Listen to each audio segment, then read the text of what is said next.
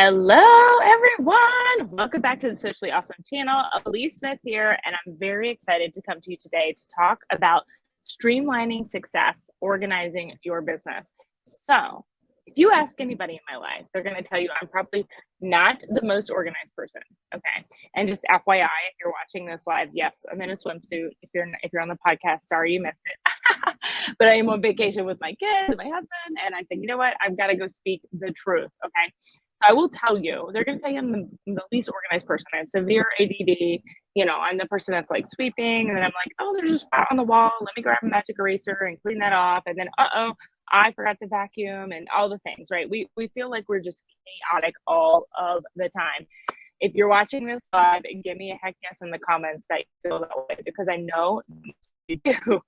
Okay, but it's so important that we create systems and processes to organize our businesses so that we can actually succeed. Okay, so I'm thrilled to be talking to you today about, getting some of these techniques and organization, just doing some troubleshooting so that your social media efforts can actually make an impact. Because if your social media is all over the place, your business is unorganized, you're not going to see the results that you want to see. So before we dive in, let's do a quick check-in. Let me know in the comments if you're watching this live, where you're tuning from.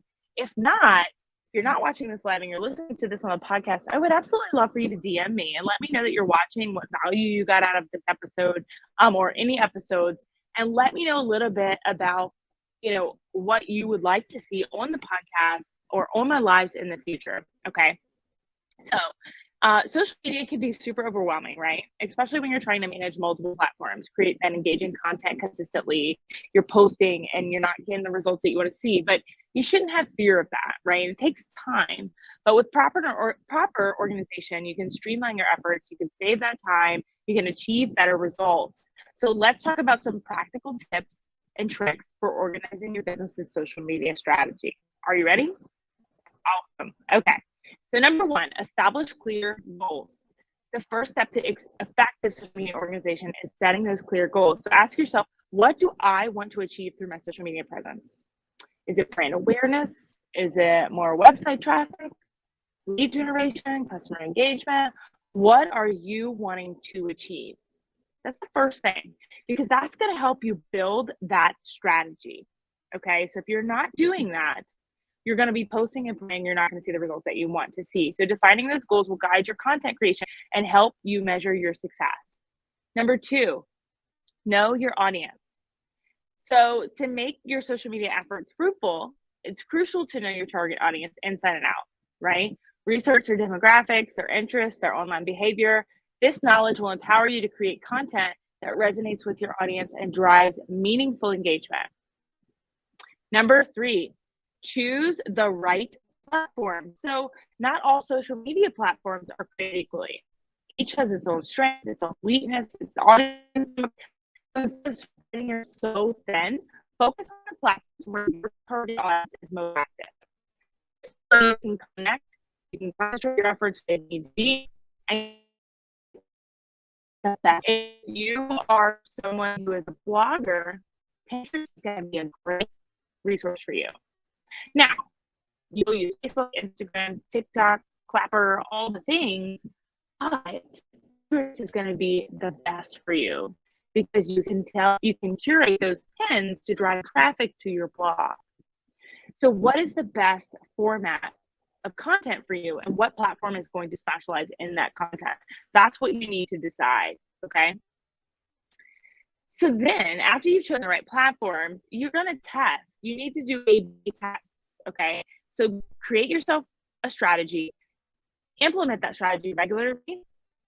After you've done that, look at your insights. Are you getting the results you want to see? If you're not, you need to change something, tweak it, curate it, pivot, whatever you want to call it, but don't stay stuck in a strategy that's not working. Now, you do need to give it at least 90 days. I will tell you that most content is going to take 90 days to convert. So if you start posting on Pinterest for a week and you don't get the results that you want and you quit, you just didn't give it enough time, okay? But you definitely have to read into your insights to know if it's working or not. Create yourself an editorial calendar. So one of the keys to staying organized is creating an editorial calendar. Plan your content in advance. This is your topics, your themes, your posting schedule, the calendar that's going to help you maintain consistency and avoid that last minute scrambling. So a lot of coaches are going to tell you to post every single day. I will tell you that does not mean you won't be successful posting 3 times a week, but most of coaches are going to tell you post every single day because they want you to build that consistency muscle. It's not necessarily about how much can I post. Quality definitely matters, but if you're not posting regularly, you're not going to be in the habit of posting, and then you're going to find yourself a month later saying, I only made 1 post this week. You've got to have that consistency, okay? So I personally have a calendar for my group, for my business page. I have all of that planned out. My personal Facebook profile is my jam. That's where most of my interactions happen between me and clients, or me and potential clients, me and people that want to join my network marketing team. And for them, I usually will know, okay, tomorrow I'm going to talk about my business, this or that, but I like to keep it inspired action. But I've posted consistently every single day for at least a year, so that muscle is built. So I don't find myself scrambling, okay? Content creation and curation. So I did an entire episode on this already 2 weeks ago, maybe. You can go back and check it out. But generating content can be a challenge for a lot of people, but it doesn't have to be. Mix up your content with a variety of formats, images, videos, infographics, blog posts. You don't have to create the same thing every day. And curate relevant content from trusted resources that provide value to your audience while saving you time. Okay, so really use your content and craft it differently for each platform that you're on. But you don't need to reinvent the wheel over and over and over and over. Okay, so make sure that you are using the resources and the tools that you have. Number 6 is going to be utilize social media management tools. So use things like Hootsuite, Buffer, Sprout Social that can help you schedule those posts. I personally use one called MyGoCards. You can check out the link. It should be in the show notes if you're watching this on YouTube or Facebook, or in my group. If you're not, if you're listening to the podcast, you can check out any of my social platforms. My link tree has that information in there, but it allows me to schedule on a personal profile, and I can do it from a desktop, not just the app on my phone. So use tools like that will help you stay organized, that will help you stay consistent. Some of them come at a very low cost, like $8 a month, $10 a month, $15 a month.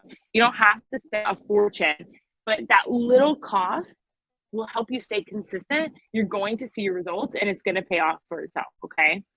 And then engage and respond. So remember that social media is all about building those connections.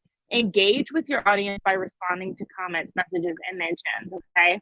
So show a genuine interest in your audience and create a community around your brand. Don't just post and pray and leave. People want people that are going to respond to them. People buy from people, okay? So let me know.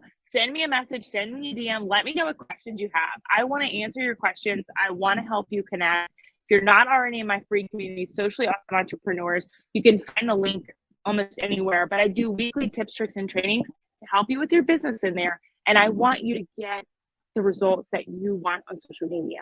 Okay, so make sure that you jump into my community for free. Wherever you're watching or listening to this, take a screenshot, post it in your stories, tag me. I will share it to my audience. Getting in front of other people's audiences is one of the best ways to grow your own business. Okay, leveraging other people's audiences is really going to pay off for you. Also, make sure that you check the show notes for all the links to anything that I've referenced. And I want to just say thank you for joining me today.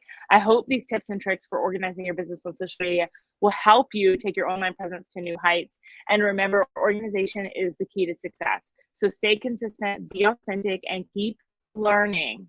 If you found this helpful at all, a review on the podcast is one of the absolute best ways that you can give me a compliment. So make sure that you leave us a review. Let us know what you think. And until next time, make it simple, make it social, and make it awesome. Bye, guys.